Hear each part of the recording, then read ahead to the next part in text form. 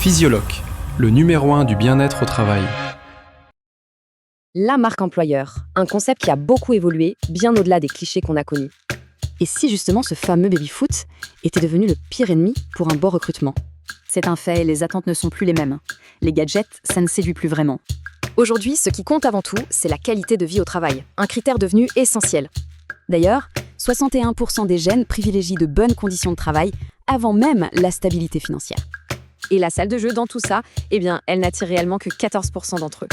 Il y a aussi une méfiance croissante face au social washing, ce décalage entre le discours et la réalité. On voit donc s'opposer deux notions clés. D'un côté, la promesse, et de l'autre, la preuve. Parce que la confiance, ça ne s'impose pas sur un PowerPoint. Ça se gagne, ça se démontre au quotidien. D'où cette question de plus en plus fréquente en entretien, quelles sont vos actions concrètes?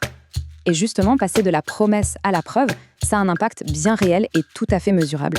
73% des candidats étudient les programmes de bien-être avant de dire oui à une offre. Pour la rétention, près de la moitié des salariés resteraient plus longtemps grâce à ces programmes. L'effet est significatif. On observe jusqu'à 20% de rotation du personnel en moins.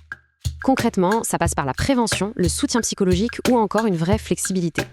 Le pilier social des fameux critères ESG est ainsi devenu un puissant levier d'attractivité. Et ce n'est pas anodin. Pour les 3/4 des jeunes générations, l'engagement RSE est décisif.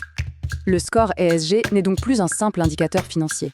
C'est un véritable argument de recrutement.